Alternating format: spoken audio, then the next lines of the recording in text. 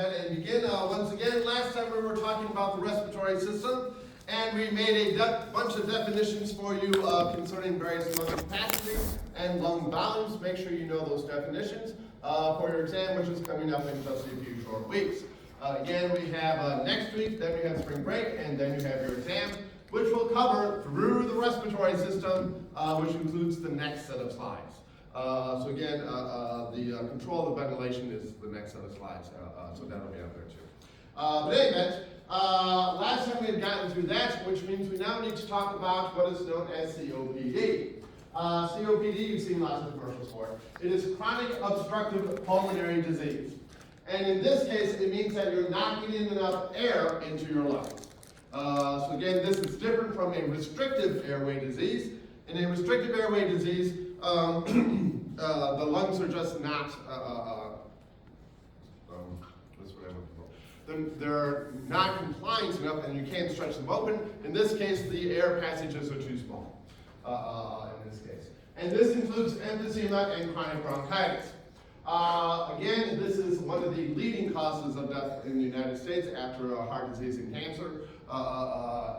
This is a large group of diseases that kills an awful lot of people. And the number one cause of COPD is? Smoking. Again, don't smoke, it's bad for you. This includes, again, things like emphysema and bronchitis. Bronchitis, it's on the next slide actually. Emphysema is a loss of elastic elements in the lungs, making it difficult to get the air in.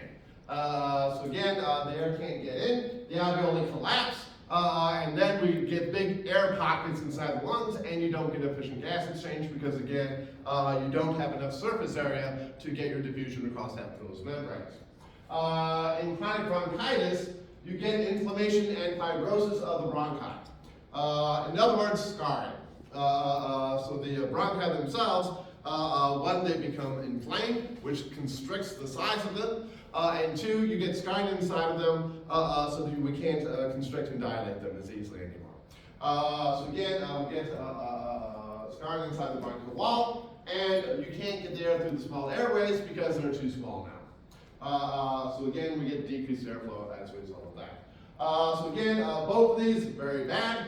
These are not the only forms of COPD out there. There are other forms out there as well. These are the most common ones. All right, so those are a couple of things that can go wrong within our lungs, very commonly leading to lots of mortality and morbidity. We now need to talk about how are we actually going to get that oxygen and carbon dioxide from our lungs out to our tissues and into the tissues and back. So again, we need to talk about gas exchange. And first we need to talk about air. Air is a combination of gases. So again, air is a combination of gases, mainly nitrogen, about 70% nitrogen, most of the rest of it is oxygen, and then there are small amounts of other things like helium and carbon dioxide and a bunch of other things. But the proportion of each gas to the total atmospheric pressure, so you take all of these different gases together and they produce a pressure that we call the atmospheric pressure. Again, that's roughly 760 millimeters of mercury is atmospheric. The portion of that pressure that is due to an individual gas is what is known as the partial pressure. So the partial pressure is the proportion of the gas that leads to that amount of the total. In other words, it's like a concentration. Basically, you're saying how much of the air is that particular thing. So it's very similar to a concentration. And we add them all up, and we get the total pressure. So you take the 70% from the nitrogen, the 26% from the oxygen, the hydrogen, helium, all the other things that are in the atmosphere, add them all together, and you get 100%. And each individual gas will diffuse according to its partial pressure, the differences between the partial pressures. So again, if you have a higher concentration of carbon dioxide on one side and lower on the other, it will always go from the higher concentration, the higher partial pressure to the lower partial pressure. So in other words, these act just like concentrations when we're talking about diffusion in water. The same thing happens here. So again, air is a mixture of gases, and you can talk P being pressure. is the total. It's going to be the total pressure is going to be nKT over B. This is the ideal gas law for those of you who took chemistry. Where n here is the number of particles, k is a constant, temperature, volume, or energy. So again, this is the number we're talking about, but n here is the number of particles. And each particle produces a pressure inside of here. Again, we can add up the sums of all these different types of particles inside there. So we have the number of nitrogen particles, the number of oxygen, argon, carbon dioxide, etc. All those together make up the total number. And we can then distribute this across it and talk about the pressure of here, here, here, and here as well. And each of those are known as partial pressures. So we can say that the partial pressure of X is equal to the number of particles of that times that whole thing. Add them all together and you get the total pressure. Have I lost you all at this point? Okay. This is simply a definition of pressure. Again, this is why it would be nice if everyone took chemistry. But the ideal gas law is PV equals nKT. P is pressure, B is volume, N is number of particles, K is a constant, and T is the temperature. We can rewrite this as P equals N. We can then move the B over to the other side and write it like that. Again, basic algebra, you all took algebra. And that's just what I have written there. We can then take this N is the total number of particles, and we can rewrite N as equal to N1 plus N2 plus N3 plus however many different kinds of things we have. Make sense? So N1 would be, for instance, nitrogen, oxygen, carbon dioxide, argon, whatever. And that's what I have written here. We can then distribute this out so that our P is then going to be equal to N1 K T over B plus N2 K T over B, because again, the K is a constant, the T and the B are going to be the same for everything. Etc. on our way out here. And then we can take this and define this as the partial pressure of N1. Partial pressure of N2, and simply say the whole thing is the sum of the partial pressures. Does that make sense? So all I've done is rewritten this thing in a slightly different way. So if I take this mixture of gases made up of all these different partial gases, essentially, and I change what these numbers are on one side or the other, each of these individual gases is going to diffuse according to its own partial pressure. So the change in pressure for that gas, for nitrogen, for oxygen, for carbon dioxide, is going to diffuse according to its own difference in the partial pressure. So if on one side I have a gas, so if I have two chambers here, two big balloons,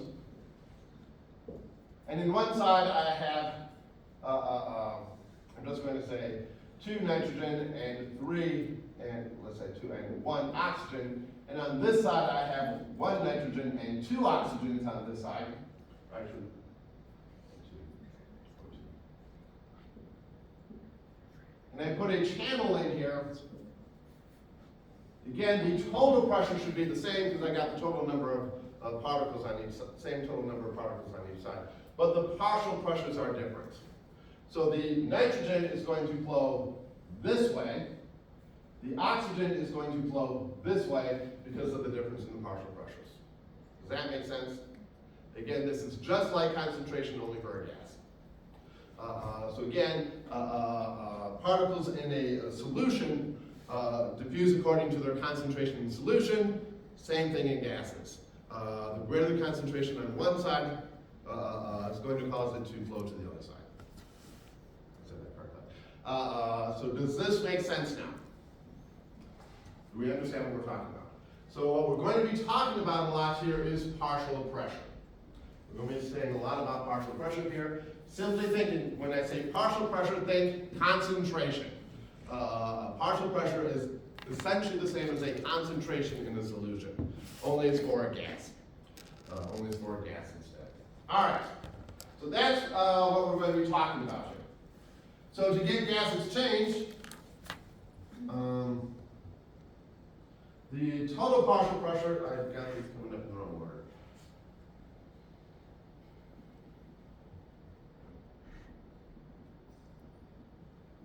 Okay.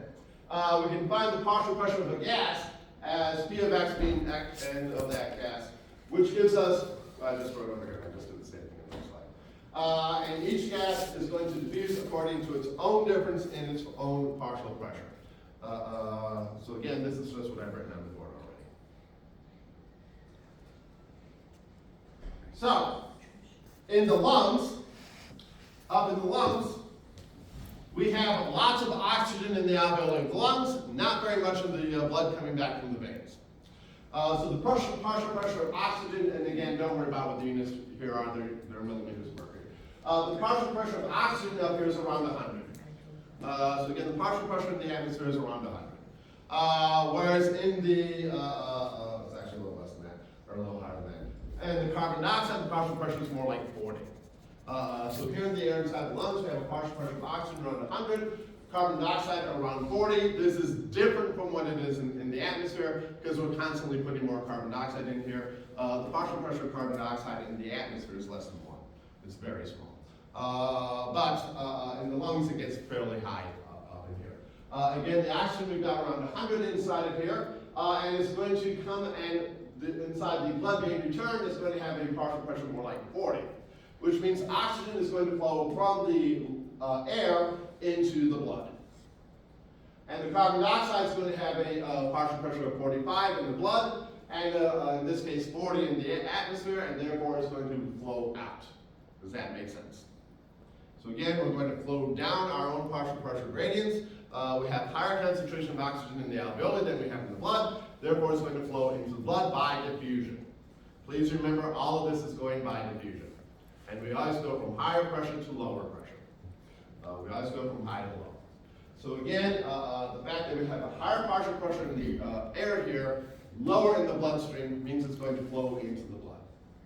Again, by diffusion. These are both things that can cross cell membranes. They're going to flow by diffusion. All right, it's then going to come down into the tissues down here. And again, we're going to see that partial pressure of oxygen being fairly high here inside the bloodstream because it just got all picked up in the lungs. And when we get into here, inside the tissues, it's going to have a much lower pressure in here. So it's going to flow from the blood into the tissues. So the oxygen is going to flow from the blood into the tissues. Carbon dioxide is going to do the opposite. It's going to go in the other direction. Because we're making the carbon dioxide in here, and it's then going to diffuse into the bloodstream according to its own partial pressure. Again, are we clear on how this is all going to be working? We're simply following the concentration gradients, the partial pressure gradients. Now, as it turns out, we need to talk about oxygen and carbon dioxide a little bit differently because oxygen doesn't like to go in solution. It's not very soluble. Oxygen just is not particularly soluble, which means in order to get it into our tissues, we need to carry it. And again, of all the oxygen that we have in our blood, only about 1.5% of it is actually in the form of oxygen. Most of it is bound to something else, and that something else is hemoglobin. We all remember hemoglobin is what makes your red blood cells red. And it is there to bind that oxygen, so as the oxygen flows into the bloodstream, it binds to the hemoglobin. It binds to the hemoglobin. And as it binds to the hemoglobin, we remove it from the partial pressure. When we're talking about partial pressure, we're talking about the free oxygen. Again, when you're referring to partial pressures, you're only talking about the free oxygen. Most of it is bound. Most of the oxygen in your body is bound all the time because it just doesn't go into solution very well. And again, only free oxygen contributes to that partial pressure. Again, each of those hemoglobin molecules combine 4 oxygens because it has 4 heme groups with an iron on each of those heme groups, and it is the iron that actually binds to the oxygen. So the oxygen comes along, diffuses into the red blood cells, binds to that hemoglobin, and stays there until it comes off. And we're going to load up our hemoglobin by continually removing it from the free oxygen within the bloodstream. And that free oxygen, that is what is contributing to the partial pressure. So we're able to get a lot more oxygen into the blood than we could just by the diffusion, by binding it and essentially removing it from the partial pressure. Okay, so again, only the free oxygen binds to the partial pressure. And if we do that, we can see that in fact, oxygen is in fact carried by the hemoglobin in a cooperative way. We have cooperative binding of oxygen to the hemoglobin. Again, if we take a look here, what we have on the bottom here is the partial pressure of oxygen. And on this side, this is the amount of oxygen that is bound to hemoglobin. So this is the bound oxygen on this side. And you can see here, as the partial pressure goes up, we don't get a nice straight line here. It has this sort of an S-shaped curve to it. That means it is a cooperative binding mechanism going on. Whenever you see an S-shaped curve like this, it means we have cooperative binding. So among those four oxygens, that first oxygen, so down here where we have a partial pressure of 20, we bind not a whole lot of it. That first oxygen doesn't bind all that tightly. And when we're talking about how tightly something is bound, we're talking about the affinity for it. So when I'm talking about affinity, I'm talking about how tightly does it bind. So the affinity for that first oxygen is not very high. It doesn't really like to be bound to it. But if we bind a second oxygen to that same hemoglobin, it binds more tightly. It has a greater affinity. The third one binds even tighter still, and the fourth one binds very tightly.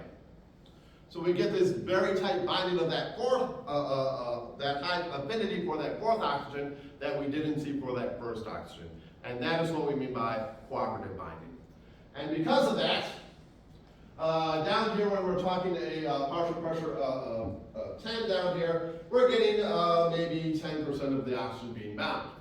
But when we get to a partial pressure of around, say, 60 here, we're getting 90% of the oxygen being bound. Because the more oxygen we load on the hemoglobin, the more tightly it binds. And that is what we mean by affinity. So again, binding of the oxygen is cooperative, and these two are going to be totally the same. Okay. So again, if we take a look here at 100%, at a partial pressure of 100, and remember this is not 100%, this is a partial pressure of 100, we can go higher. We have almost complete binding of we are almost completely saturated on our oxygen. We're almost completely saturated. If we drop down to 40 though, we still are 3/4 bound. By the way, when we get down into our tissues, in our tissues, this is the range of oxygen in the tissues is down here. So when we go from the lungs down to the tissues, that change doesn't really do much in terms of the binding. But as we get lower than that, so again, if we go from 100 to 85, drop by 15 points here. Very small difference in the binding in the lungs. If we go from 40 down to say 25 instead, and an active tissue could easily be that low, we've gone from 75 to less than half. Which means, again, in the lungs, we're up in this range. In the tissues, we're in this range. Which means as we're constantly pulling that oxygen out, it gets much easier to pull the next oxygen off. It's not that easy to get that first oxygen to come off, but once you do, the second one comes off more easily, the third one more easily than that, and then the fourth one just likes to fall off. So again, we get this very steep curve where we need it to be in the tissues. And again, in the tissues themselves, we're going to get very rapid unloading when we get down into this range. Up in here, up in the lungs, we're going to almost fully saturate. By the way, again, in the atmosphere, we're talking in this range up in here. In the atmosphere, we're up in the hundreds. When we get down into the tissues, we're talking 30-40%, or 30-40 millimeters of mercury down down there, and we're going to get a lot of unloading to get that partial pressure down that far. So again, that is what we mean by cooperative binding. Does that make sense? We get a lot more, the oxygen comes off in the tissues much more easily than it does in the lungs. It binds very tightly up in the lungs, not nearly as tightly in the tissues, simply because of the changes in concentration and cooperative binding. All right. So again, this is a graph here of the affinity. And if we were to move this a little bit, here in this range, if we were to shift it one way or the other, we would see a big difference in the amount of unloading that we get. We could see big differences in the unloading down here.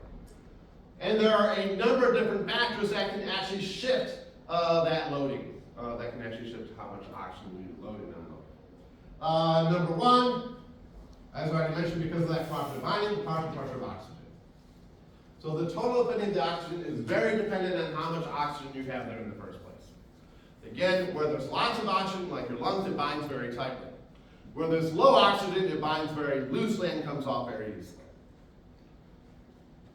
Carbon dioxide will also have an effect, because carbon dioxide will also bind to hemoglobin in the same spot, and it can bind and kick the oxygen off. It is a competitive binding mechanism in here. You can't have both oxygen and carbon dioxide bound to the same heme group because they're binding to the same site. So if there's carbon dioxide there, oxygen can't bind. So the greater the carbon dioxide, the lower the affinity for oxygen. In other words, where there's lots of carbon dioxide, we kick the oxygen off. Where do we have high levels of carbon dioxide? Active tissues, because that's where we're making it. So when we get down into our more active tissues, there's more carbon dioxide, and that's pushing the oxygen off the hemoglobin, making it available for the tissues. pH also makes a difference. Hemoglobin, again, it's a protein. Protein folding is usually pH dependent. And the pH here, specifically, more acidic pHs reduces the affinity, makes the oxygen come off more easily. So again, reducing the pH, making it more acidic, makes the oxygen come off more quickly. By the way, carbon dioxide acts like an acid. Anytime you see an increase in the CO2, you see a drop in the pH. So again, where do we see low pHs? In our more active tissues. Temperature makes a difference. The higher the temperature, the lower the affinity. The higher the temperature, the lower the affinity. Where do we see higher temperatures in our body? In our more active tissues, because that's where we're splitting the ATP, we're creating heat. So again, in those more active tissues, we have higher CO2, lower pH, higher temperatures.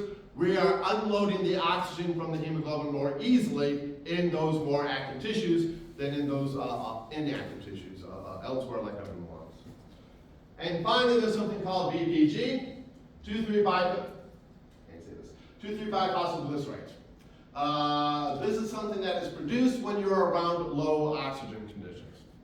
So here in Michigan, we're at an elevation of like 600 feet, something like that. We're pretty close to sea level here. But if we move to Denver, which is a mile high, they have a lot less oxygen in their atmosphere because it's dependent on altitude. So people who live in Denver have a lot more of this in their bloodstream than we do. They all have a lot more of this in their bloodstream as an adaptation. If you've ever gone to Denver, you will notice for a few days you're out of breath all the time. Why? Because there's just not as much oxygen. After a few days, we produce this stuff. It's made by the kidneys, by the way. We produce this stuff, and then we are able to breathe more easily.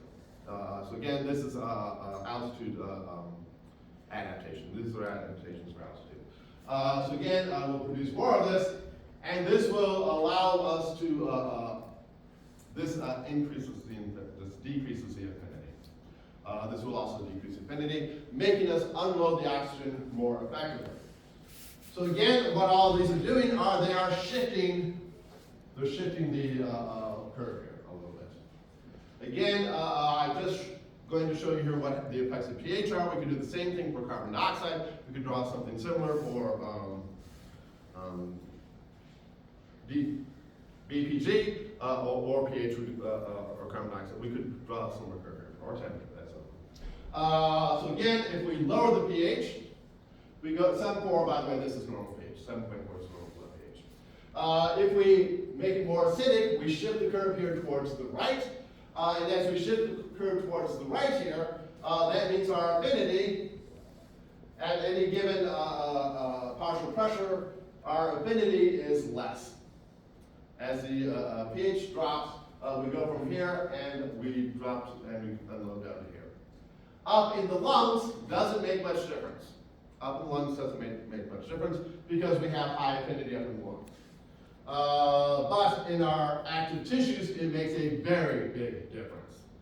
So again, these changes are relatively small in the lungs where there's lots of oxygen, but down in the tissues, these small changes in pH make a big difference. By the way, hopefully you'll never get down to a pH of 7.2 in your bloodstream because that's very acidic for your blood. Anything below 7.35 is acidosis. But again, you can see a relatively small shift left or right can have big effects into how much of that hemoglobin becomes unbound. So if we fully saturate up here in the lungs and we drop down to our normal pH here at say 35, we're at about 60% saturation. If we lower the pH, we drop down to more like 45, meaning we've unloaded another 15%. But if we shift in the other direction, we're unloading 10% less. So again, these changes in pH, relatively small changes, can have big effects on how much oxygen gets delivered to our tissues. Does all of this make any sense to you? And by the way, this is all the stuff that people hate about the respiratory system. Is understanding how important it is things like pH and carbon dioxide have on our oxygen delivery. So anything that shifts this curve will have a big effect, not in the lungs, will not have much of an effect at all on how much oxygen binds to the hemoglobin, but will have large effects as we drop down into our active tissues, all because of this cooperative binding effect. Okay? All right, so that is how we get oxygen from the lungs out to the tissues. The lower the pH, the higher the CO2, the higher the temperature, the more oxygen we deliver to those tissues. Again, in the lungs, doesn't make a whole lot of difference because there's lots of oxygen there.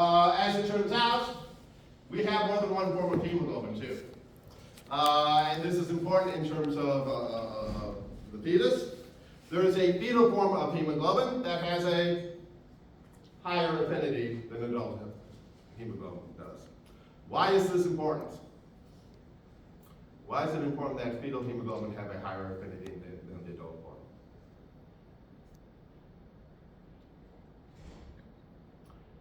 When you're a fetus, where do you get your oxygen from? Your mother.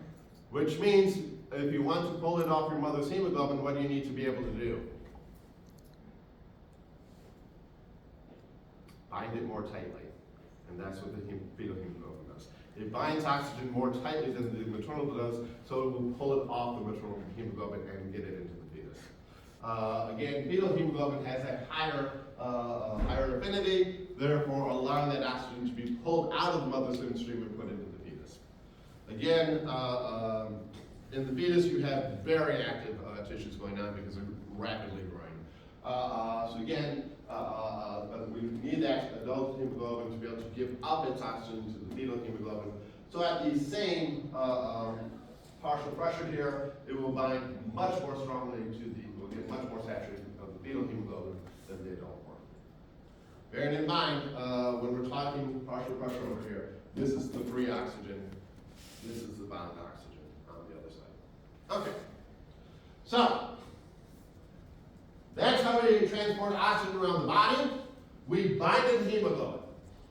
And then it unbinds when we get down in the lungs. We have lots of hemoglobin, lots of oxygen, and almost all that oxygen becomes bound to that hemoglobin and saturates the hemoglobin. We take that hemoglobin, we put in the tissues where there's much less oxygen, and the oxygen starts to come out of the bloodstream. And as it comes out of the bloodstream, it's being replaced by the oxygen that was bound to the hemoglobin, and it's unloading from the hemoglobin and rapidly increasing the oxygen within those tissues by unloading it from the hemoglobin. And the more active the tissue, the more oxygen we unload. The more active the tissue, the more oxygen we unload. Carbon dioxide, on the other hand, is a little more difficult. Carbon dioxide has no problem going in solution. Carbon dioxide has no problem going in solution. So it diffuses into the bloodstream, and a bunch of it just stays there. We have about 7% of our carbon dioxide is simply free within the bloodstream all the time. So a bunch of it just comes in here and stays out here in the bloodstream. Some of it, however, will enter into our red blood cells, where it will be converted by an enzyme known as carbonic anhydrase into carbonic acid. And this is why carbon dioxide acts as an acid, because it gets converted into an acid. It gets converted into carbonic acid. And some of it will bind to the hemoglobin.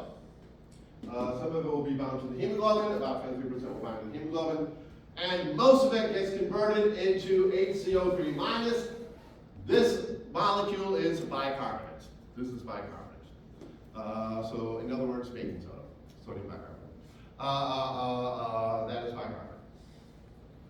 So how does all this work? Well, here's the basic reaction that we're looking at. And again, this is occurring inside the red blood cells. CO2 plus H2O, better known as carbon dioxide and water, combine to form H2CO3. This is carbonic acid. This is carbonic acid.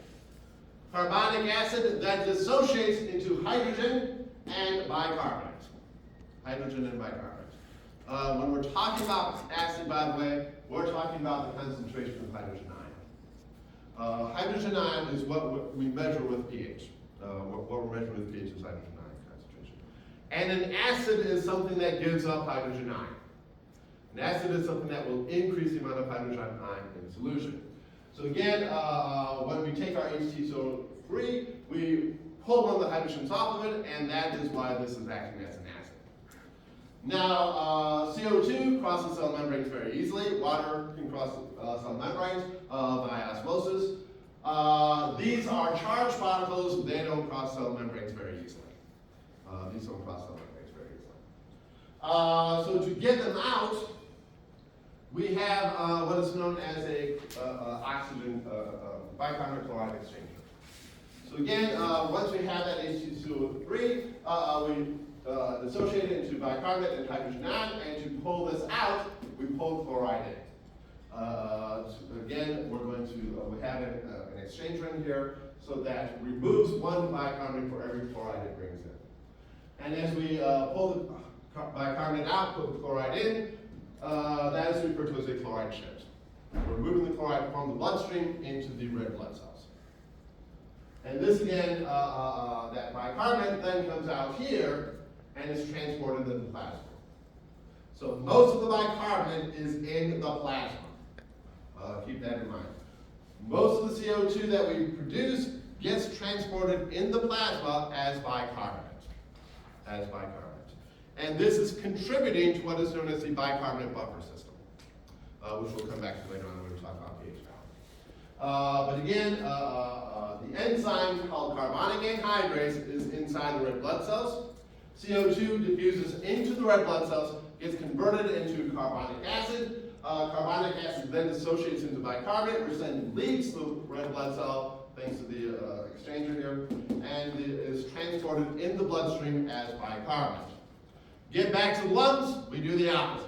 And we convert that bicarbonate back into carbonic acid and dissociate it back into carbon dioxide and water, breathe the carbon dioxide out.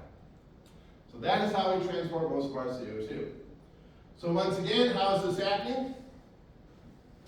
On top, we have what's going on with oxygen. Oxygen simply diffuses in. A very small amount of it remains in the plasma, but most of it comes into the red blood cell and is bound into the hemoglobin. Most of it enters the red blood cell and remains bound to the hemoglobin. Goes down to the tissues, where there's much less oxygen out here. The partial pressure drops quite a bit. And that causes the oxygen that is bound to the hemoglobin to dissociate and come out. The more oxygen that comes off the hemoglobin, the easier it is to get the next one off. and we end up dumping all that oxygen that was on our hemoglobin gets dumped into the tissues instead. Carbon dioxide is being produced by the tissues. It flows into the plasma. Some of it stays there. Again, a fair proportion of it stays here inside the plasma. Some of it will also go inside to the red blood cell, where some of it will bind to the into the hemoglobin and help to kick off the oxygen. Most of it will be converted into carbonic acid, which then dissociates into bicarbonate and hydrogen ion.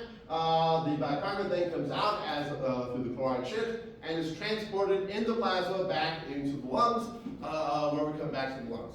As we get back into the lungs, the free CO2 comes out. The carbon dioxide that was bound to the hemoglobin comes out. And the bicarbonate then re-enters the cell, gets converted back into carbonic acid and converted back into carbon dioxide and comes out like that. And that is how we transport our blood gases. A lot of chemistry here right now. So again, if you took chemistry, this is pretty easy. But that is how we transport oxygen and carbon dioxide in the body. Any questions? Is that going to be on the test? Yes. What kind of question? Yes. I don't know how to put it. What kind of question would we expect for the test for something like Where is this? most of the bicarbonates transported in the bloodstream? Where is most of the bicarbonate being transported in the bloodstream? Where is it located? What was that? In the plasma. Okay. Or what happens to most of the CO2? It's converted into bicarbonate. Why is oxygen not a good thing to measure in terms of whether or not you want to breathe more or less? Which is, by the way, the next topic. Because the oxygen is always being buffered by the bound oxygen. CO2 is much more sensitive to actual. All right, so those are, am I going to ask you the rates or anything like that? No. But understand that most of the CO2 is not bound to the hemoglobin, it is converted into bicarbonate. Almost all the oxygen is bound to the hemoglobin. Only about a quarter of the carbon dioxide comes out. And again, understand the kinds of things that will affect oxygen affinity and in which direction they are going to move. So if I ask you which is going to have a higher affinity, hemoglobin in a resting individual or hemoglobin in somebody running a marathon?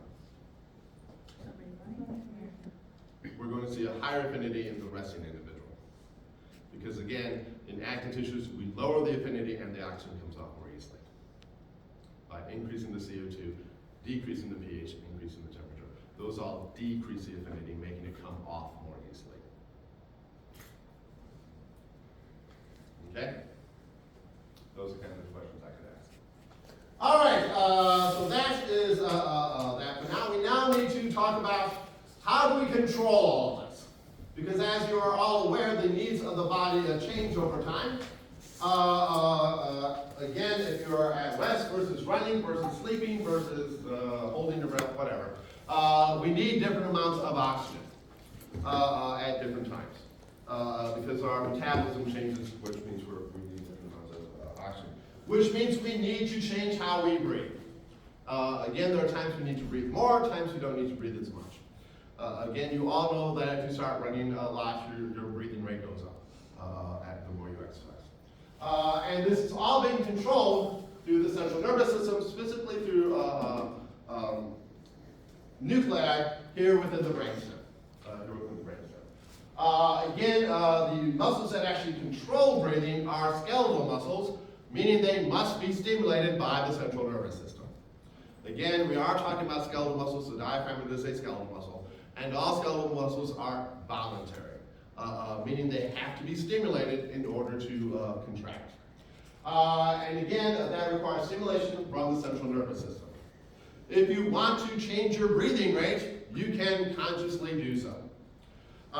We do have autonomic inputs into all of this that take over if you become unconscious for one reason or you just forget to keep breathing, your body will keep breathing for you. But if you decide to stop breathing, you can, at least until you pass out. And then the autonomic system will take over and start you breathing again. So if your child is throwing a temper tantrum and says they're going to hold their breath until they die, let them. They're not going to die. The autonomic system will take over, probably before they pass out.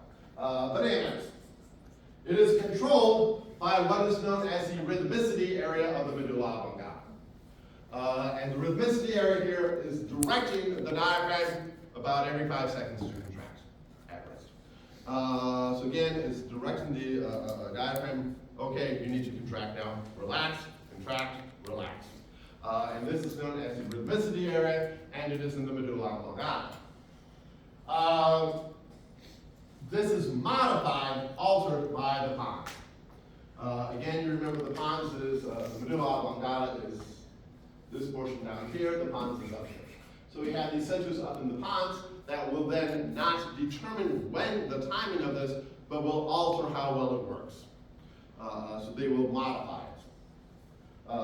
So that we don't try to inhale and exhale at the same time. So again, what's happening in the medulla oblongata, the rhythmicity center, that is the pacemaker for your breathing. So the thing that determines your breathing rate ultimately is the rhythmicity center. And again, it does have inputs from a number of different areas. At rest, we have the dorsal respiratory group that stimulates the phrenic nerve to breathe in about every 5 seconds. So again, we have what is known as the dorsal group. And that is taking care of your everyday background breathing for you. Then we have what is known as the anterior group, or the ventral group. And this is used for forced respiration. Things like when you are actually talking, breathing, singing, swimming, when you have to control your breathing, the ventral group then comes into play.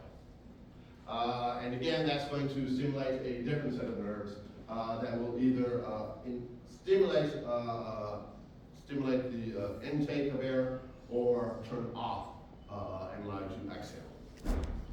All right, but again, the rhythmicity center has a couple of places in it. One group for just keeping you breathing all the time, the other to allow you to change it. Then up in the pons, we have a couple of areas up here in the pons as well. First of all, we have what is called the apneustic center. That's in the lower portion of the pons, and that's going to be involved with inspiration. That's going to allow you to breathe in more easily. Then we have what's known as the pneumotaxis center. That's the upper nucleus area. That's going to help us with, that's going to turn off inspiration. It's going to help us with exhalation. But again, these are going to make sure that we're turning these neurons on and off at the right times and making sure they are moving so in a nice, smooth way. And again, this is going to help us to fine-tune things, but they're not actually going to drive the breathing itself. So again, these are going to influence the medulla to keep us breathing in and out smoothly.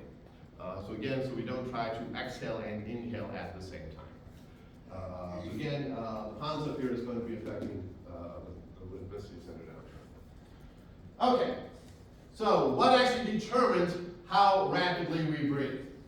Well, there are several things. First of all, we have what are called central chemoreceptors.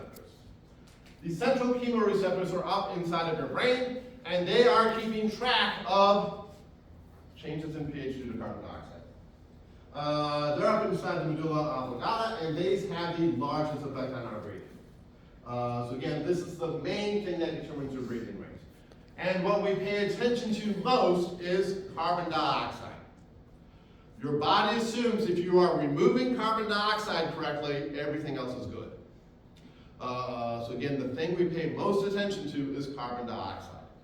And how we do this is a little bit complicated, but those central chemoreceptors are responding to changes in pH due to changes in carbon dioxide.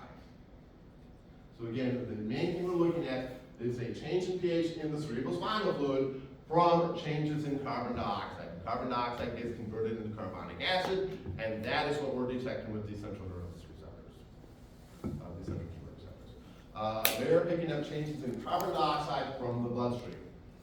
In addition to that, We also have peripheral receptors, where they found they're in the carotid and aortic bodies, which are right next to the baroreceptors that keep track of your heart rate for you, your blood pressure rather. They're keeping track of your blood pressure. They're in the arch of the aorta and the carotid sinus. They're in the arch of the aorta and the carotid sinus. In other words, blood going up into the brain, blood coming out of the heart. We keep track of the blood there as well. And these respond to three things. Number one, carbon dioxide. Once again, the number one thing we pay attention to determine our breathing rate is carbon dioxide. We pay lots of attention to carbon dioxide. We pay attention to the pH here as well, but not as strongly. If the oxygen level gets low enough, and by low enough I mean a pH below 60, which is very low. Again, if you are in the hospital and they're measuring your blood oxygen and it drops below 80, they're going to put you on oxygen. Because again, 60 is enough to keep you alive, but probably not enough to keep you conscious. So again, your blood oxygen levels drop really low, then it will trigger these to respond as well. We don't really pay attention to oxygen. We pay a lot of attention to carbon dioxide, a tiny bit to oxygen. Page somewhere above. All right, so again, the main thing we pay attention to is carbon dioxide. And of course, we also have inputs from higher levels in the brain. So if we decide we're going to go swimming and we need to hold our breath, we can. So we can override all of this using the higher centers, the conscious centers up in our brain to override it all. But again, these will have effects on the apneusic and pneumotaxic centers, which will then affect the rhythmicity center here inside the central, within the medulla oblongata, to keep us breathing nicely and easily. Again, you might want to take a look at this bigger in your book. But basically all it's saying is that we have higher levels of the brain, conscious levels of the brain that help us to modify our breathing when we need to. Otherwise, it's up to the medulla oblongata. That's the main thing that's going to determine our breathing rate. So, how does all this work? Well, once again, we have central chemoreceptors up in the brain. When the CO2 levels start to go up, and we see higher levels of CO2, they will then respond by telling the central nervous system to increase stimulation of the respiratory muscles and breathe in more, and increase our breathing rate. They'll tell the medulla oblongata, increase the breathing rate. They will tell the respiratory centers, breathe more deeply. And that will bring more air into our lungs and remove carbon dioxide more easily, and we'll breathe out more carbon dioxide, bringing our CO2 levels back to normal. If our CO2 levels start to go too low, we do the opposite. We decrease our breathing rate and we breathe more shallowly. We don't breathe this deeply anymore. And CO2 levels go up and bring us back to our normal position. But again, this is the primary thing that is determining your breathing rate. One more time, it's carbon dioxide. We pay attention to carbon dioxide. Carbon dioxide is the signal for breathing. And this can actually lead to some problems. Again, there's lots of oxygen in the atmosphere, not very much CO2. But if you sit inside an enclosed room, where you're constantly rebreathing the air that you're breathing out, what happens to CO2 levels in that room? They go up. They go up. And again, your body is saying, hey, as you start to breathe in more of that CO2, because the CO2 levels go up, you start to feel like you're not getting enough air, and it feels very stuck. Continue longer, and you'll start feeling like you're suffocating, even though there's plenty of oxygen. Even though there's still plenty of oxygen around, you will feel like you are suffocating. This is very important in terms of things like space travel. They have carbon dioxide scrubbers to remove the carbon dioxide. Otherwise, the astronauts would all feel like they're starved, they're suffocating all the time. Not because there's not enough oxygen, but because there's too much CO2. The other place where this comes into play is back in the early day of aviation, there were a lot of plane crashes for a lot of different reasons. But one of the big reasons was when you go higher into the atmosphere, there's less and less oxygen. So we had our pilots, especially back in the early days of jet pilots, they would fly very high up. Their bodies would not sense that change in oxygen because they were breathing out normally, they were breathing in normally. The CO2 was being exchanged normally. There was nothing preventing the CO2 from being rid of, but there wouldn't be enough oxygen around. And they would pass out without realizing there was a problem. Again, if you've ever been in an airplane and had the gas mask drop down in front of you, I have, it's very strange, but people just try to push it back up. Because it doesn't feel like there's a problem. It doesn't feel like there's a problem. But there's not enough oxygen, your body's not paying attention to oxygen, it's paying attention to the carbon dioxide. You're breathing the carbon dioxide out just fine, but there's not enough oxygen for you. You still have to put the mask on. Which is why today, I've been told from people who've been in the Air Force and whatnot, that there are things that go beep to remind you to put on your gas mask. So you don't accidentally go at these high altitudes without, in an unpressurized area, without that additional oxygen coming in. Because without it, you can pass out, not realize you're not getting enough oxygen, and then just pass out and crash.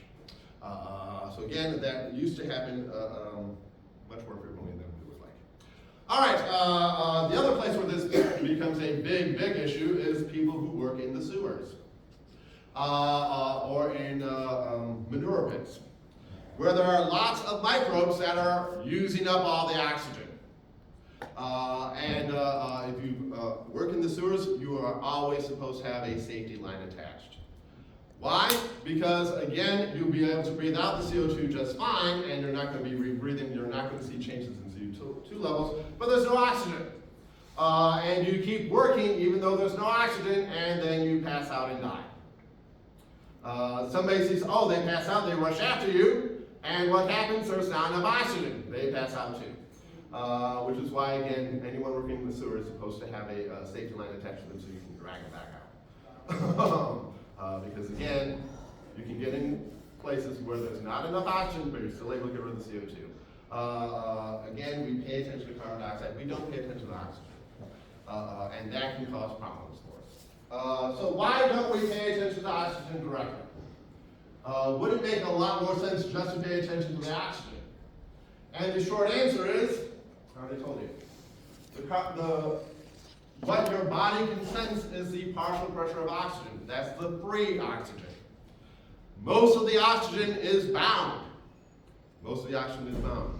We do not see changes in CO2, in free oxygen levels, until we get, again, our oxygen saturation can drop quite a bit before we actually notice any change in the oxygen levels. It is being buffered by the oxygen that is bound to the hemoglobin. So again, oxygen is not very sensitive to changes in atmospheric conditions. It's just not very sensitive to us. Because again, most of the oxygen is bound to hemoglobin. As our body starts to remove oxygen to increase our metabolic activity, it just, more of it is replaced by the oxygen coming off the hemoglobin. So again, we have this big store of oxygen bound to hemoglobin to replace the oxygen that we are using, the free oxygen that we're actually able to measure. Again, we can only measure the free oxygen, not the bound oxygen. We only can measure the free oxygen. So as we use that free oxygen, more of it just comes off the bound oxygen. And it buffers it so we don't see large changes in oxygen because of this cooperative binding mechanism. This cooperative binding mechanism makes it so that we can't see how much oxygen we actually have in our bloodstream. The vast majority of it is bound, and we don't see it with our sensors until it's too late. Again, when you get down into this range down here, we still have lots of it bound here onto the hemoglobin, and we'll just pull it off the hemoglobin to replace it. So again, we don't pay attention to oxygen because it's not reliable. It's not reliable. It's not sensitive to changes in how much oxygen we're using. So once again, oxygen levels are not a reliable way of measuring how much oxygen you have inside of you. Therefore, it is not a major factor in the control of your ventilation. Our breathing rate depends on carbon dioxide, which is much more sensitive to how much we're breathing. Changes in breathing rate don't really change oxygen levels in your bloodstream. We've got lots of oxygen in our bloodstream all the time. However, carbon dioxide is very dependent on your breathing rate. So this is the primary factor determining ventilation rate, carbon dioxide. That is what we pay attention to. We pay lots of attention to the CO2 levels, very little attention to our oxygen levels, because CO2 is going to change depending on how rapidly you breathe. If you breathe more rapidly, you get rid of more carbon dioxide more rapidly, and you see that change in the bloodstream. You don't see a change in the oxygen levels. Yes? If you forcefully breathe out, Yep. will that expel more CO2? Yep. By forcefully breathe out, you mean increasing the overall rate at which we are getting rid of oxygen. In a single breath, not so much. But if you increase your breathing rate, so instead of having a breathing rate, this is what happens when you hyperventilate. If you're hyperventilating, you're breathing too fast and you're removing too much carbon dioxide, and your body picks that up. That's exactly what happens when you hyperventilate. You're removing too much CO2. So yes, you can change your CO2 levels very easily by changing your breathing rate. Your oxygen levels don't really change. Your oxygen levels don't really change with changes in breathing rate. CO2 levels do. Okay. And again, what we're actually paying attention to most is because of the carbonic anhydrase. What we actually pay attention to is changes in pH due to the changes in carbon dioxide. And we do this in the central nervous system, in the medulla oblongata. That is where the central chemoreceptors are. Once again, water plus CO2 forms carbonic acid, which associates into bicarbonate and hydrogen ion, in other words, acid. This is acid. So how does this work? Well, once again, carbon dioxide hangs out here inside the blood plasma as we are breathing. And some of that, so we've got a blood vessel coming through here, we have a capillary coming through here, we've got the plasma. The CO2 is quite capable of crossing the cell membranes. It can cross the blood-brain barrier, no problem. CO2 crosses cell membranes without any difficulty. Hydrogen ion, that charged particle, does not. Changes in the blood pH are not reflected by changes in the cerebrospinal fluid. Because again, that hydrogen ion, it is a charged particle, it does not cross very easily to get in here. What does cross is the carbon dioxide. And the carbon dioxide then comes up here into the cerebrospinal fluid, where there is carbonic anhydrase hanging out, and converting it into bicarbonate and hydrogen ion. And what we actually pick up is the hydrogen ion due to the carbon dioxide coming out of the bloodstream. So again, it's not changes in pH, it's not arterial blood pH that we're paying attention to. It is a change in pH in the cerebrospinal fluid due to the carbon dioxide, the increase in carbon dioxide. Again, acids, they're charged particles. Charged particles have a hard time crossing the blood-brain barrier. It's membranes, cell membranes. In other words, lipids.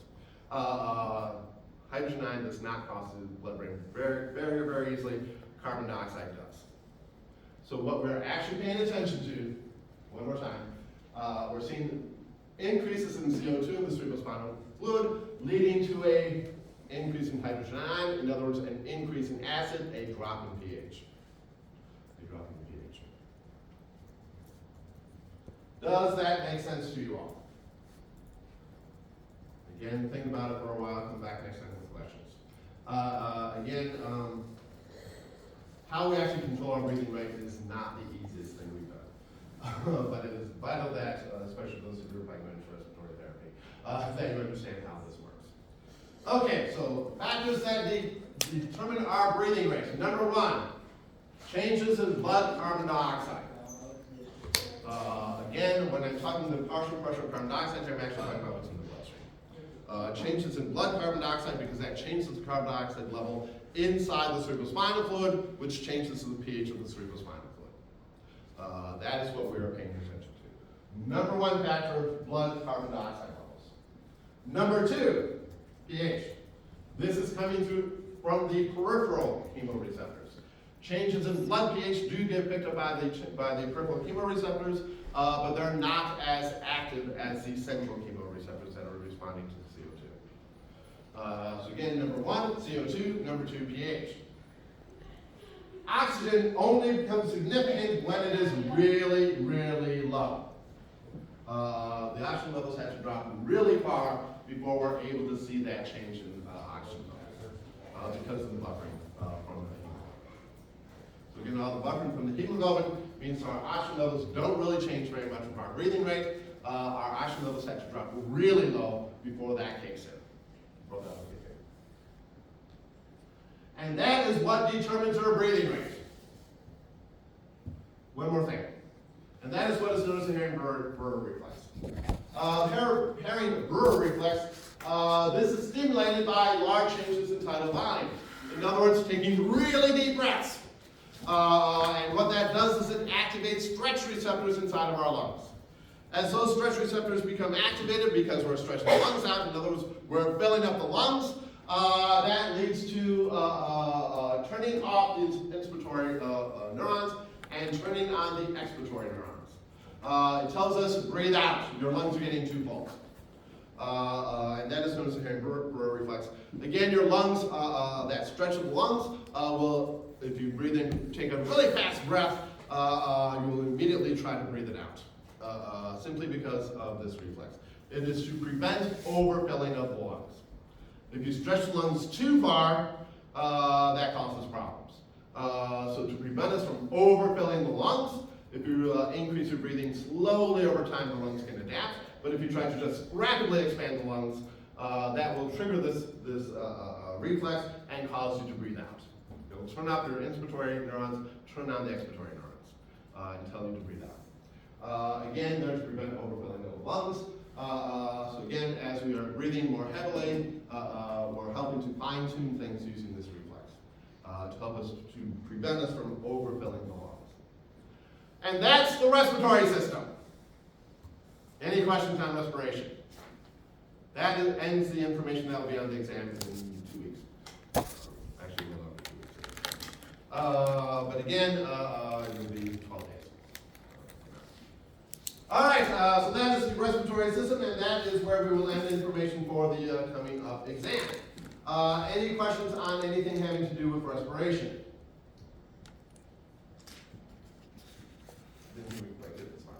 If not, our next topic is digestion.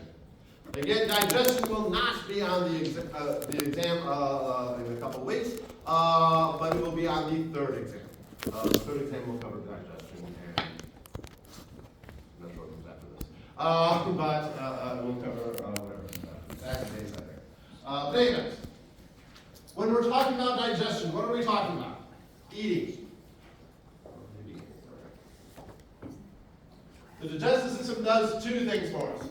Number one, it digests the food that we eat, takes the food that we eat, mainly in the form of proteins, fats, and carbohydrates, and breaks them down to their component parts.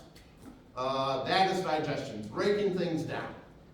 And number two, absorption, getting them into the bloodstream.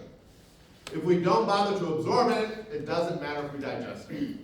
So again, we need to, number one, digest, and two, we have to absorb it. Again, anything that we don't absorb just passes straight through us and comes out the other end. So again, we need to break things down, and then we need to take it out and bring it into the bloodstream. That's absorption.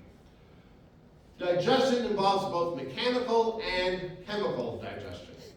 We mechanically break it down by chewing and physically break it down. In our stomach, the stomach sits there and churns and kneads and mixes things up. Those are mechanical forms of digestion. Chemical digestion is using various enzymes produced mainly by the pancreas that are going to be breaking down those component parts into their individual things. So to do this, there are a number of things that have to occur. First of all, ingestion. In other words, we need to eat. We need to bring things into our mouths, chew them up, and swallow them. That is what we mean by ingestion, or drink them, as the case may be. Ingestion means bringing food into the body. Two, we secrete. What do we secrete? We secrete a lot of things. We secrete water, acid, buffers, enzymes to chemically break down the food that we eat. So again, there's a whole bunch of things that we have to secrete. The stomach secretes a lot of acid. There are a lot of enzymes secreted by the intestines, the pancreas, the liver, produces a lot of these things as well. To help us chemically break down whatever it is. Again, buffers in there to neutralize the acid once it is produced. We produce a lot of secretions. Saliva is another one to make the food slippery so we can swallow it. We then need to mix everything up together to allow those chemical and mechanical processes to work together. This is known as motility. The word motility simply refers to movement. But we need to mix all these things together using a process known as peristalsis.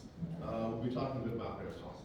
The peristalsis is a wave of contraction and relaxation that starts at your mouth, goes all the way down to the anus, and pushes things along. That is known as peristalsis. Then we need to actually break the food down in digestion, again, either mechanically or chemically, actually we do both, to break it down into its component parts, and then we need to absorb it into the bloodstream. And anything that is left over, we need to get rid of. We need to excrete anything that is left over, anything we can't digest. Also known as defecation. Get to talk about pooping. But again, these are all things that are done by our digestive system. And again, depending on what it is that we're trying to digest, we need to handle it differently. Again, most of the food that we eat comes in the form of carbohydrates, proteins, and lipids, fats. These are the things that we need to break down. Vitamins and minerals we just absorb as they are. The carbohydrates, proteins, and fats are chemically very different from each other, so to break them down requires very different processes. So we need to break these things using different ways. So first thing we need to understand is what is a carbohydrate.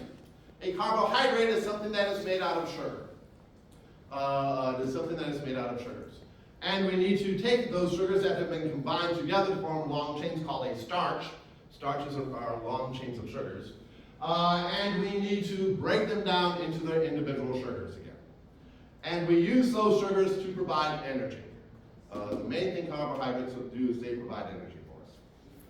Proteins, as you all know, are long chains of amino acids. We need to break them down into the individual amino acids that we can then absorb and use to create new proteins with. So again, we need to break these down. Those proteins are connected through what are called peptide bonds. We need to break the peptide bonds. That's what we need to do with proteins. Lipids are insoluble. They're fats. Fats and water don't mix, as you're well aware. So the first thing we need to do with lipids is actually get them into solution. This is known as emulsification. Emulsification is taking those fats and breaking them down into tiny little drops that we can then get our enzymes into. The majority of the lipids that you eat are in the form of what is called a triglyceride, which is a glycerol molecule with 3 fatty acids attached to it. We need to cut those fatty acids off and then absorb those. The lipids here are probably the most complicated thing that we have to digest, simply because they don't want to go to solution. So again, but again, it includes the fatty acids, glycerides, and what are known as sterols. Sterols are based on a molecule called cholesterol. The steroid hormones, cholesterol, these are all very closely related chemical compounds. And the important thing about all of these is these are non-polar. They don't go into solution very well. They're not charged. Okay, so again, let's take a little look at what these things look like, and starting with a carbohydrate. Again, carbohydrates come in 2 forms, sugars and starches, or monosaccharides and polysaccharides. A saccharide simply refers to a sugar. So this is a monosaccharide known as glucose. Again, I don't care if you remember what is glucose versus sucrose, maltose, etc. But there are a number of different individual sugar molecules. What all sugars look like is they are a ring of carbon atoms. Either 5 or 6 carbon atoms, and we get a nice ring out of them. And we have about equal amounts of carbon and oxygen. Carbohydrates have about the same amount of carbon and oxygen. So again, if you count your glucose, it has 6 carbons, it has 6 oxygen co-hydrogens. Arrange it in a different way, and you get maltose instead of glucose. But again, the sugars all have the same basic form of either 6 carbon or 5 carbon rings, depending on which sugar it happens to be.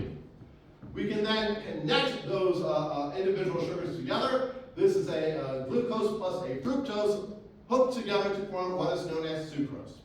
Sucrose is a disaccharide. It's got 2 sugar molecules in it. That's table sugar, by the way. Table sugar is a disaccharide. We could then, in addition to making a disaccharide, put another sugar on this end and get a trisaccharide, put another one on the end of that, until we have a nice great big chain of them, which we call a polysaccharide. This is a polysaccharide. This one is known as glycogen. And what we've done is we've taken that 6 carbon glucose atom and we've hooked them all together and got this great big structure out of it called a polysaccharide. So a polysaccharide means we've got lots of glucose, lots of sugar in it. It's made of a bunch of sugars all strung together, also known as a starch. This is what a starch is. So glycogen here, this is a way of storing glucose. This is a way of storing glucose by hooking them all together into a big long chain. This includes the starches like this. It also includes things like cellulose, which is your primary plant fiber. Trees are made out of cellulose, paper cellulose. And that is glucose hooked together in a different way that we can't actually digest. So again, some of these polysaccharides are things like glycogen that we can eat just fine. Others are in forms that we can't digest, like cellulose. And by the way, a fiber is anything you cannot digest. Anything that your body is not capable of digesting, we refer to as fiber. And again, most of the fibers that we eat are plant fibers, including a lot of cellulose. So whenever you see cellulose on a package, it's a plant fiber. It's not bad for you. It adds to the bulk. We actually need fiber in our diet. Most of us don't get nearly enough. But again, that is what a polysaccharide looks like. So that is what the carbohydrates look like. And again, we need to break them down into these individual sugars. We need to break them all down into these individual sugars, which we can then absorb into the body and use to make ATP. That's what we do for carbohydrates. Proteins are made of amino acids. And your basic amino acid looks like this. It has an NH2 group on the end, that's the amino group. And it has a COOH on this end, that's a carboxylic acid. This is the acid group. So it has an amino and an acid group on it. And it then has a side chain, which is usually represented by that R. That R could be something as simple as a hydrogen ion, or it could be something really complex, like we see in things like tryptophan and some of the other more complex amino acids. There are about 20 amino acids that we use. We humans use about 20 different amino acids. And again, they're differentiated by this group here on the side. The side group is what determines which amino acid it happens to be. But our bodies, basically, the digestive system treats them all essentially the same way. We need to get them all down to this. We need to get them all down to that individual amino acid that we can then absorb and use to make new proteins with. But we can take this amino acid, we can take the hydrogen, the OH group here, combine it with the H group over here, and pull the water out, and get a bond called a peptide bond. This is a dehydration reaction, meaning we remove the water. And we form what is called a peptide bond. So we have an amino group on this end, an acid group on this side, and in the middle, we've hooked the two together. To form a dipeptide. We can then put another one over here to form a tripeptide and keep adding them all together until we get what is called a polypeptide. Make those polypeptides really long and you have a protein. And proteins again fold together in different ways, specific to what that protein has to actually do. But what we need to do in order to absorb this, we need to break all of these peptide bonds. need to break all these bonds. And again, this is done predominantly by the stomach. We digest our proteins in the stomach. Then we have lipids. Again, most lipids are in the form of what is known as a fatty acid. Most of the lipids that we eat are in the form of fatty acids. And what is a fatty acid? Well, once again, you'll notice on this end, we have a carboxyl group, that's the acid. And then we have a long chain of carbon on it. So in this case, lots of carbon, almost no oxygen. Lots of carbon, very little oxygen. That is what makes a fat. That is what makes this a fat. So these are long chains of carbon molecules. By the way, on each of these carbons there would be hydrogen as well. There would be a couple of hydrogens on each of these as well, but it's just making it too messy to draw them all in. So again, this is what a fatty acid looks like. It is a long chain of hydrocarbons. It's a long chain of hydrocarbons. See attachment.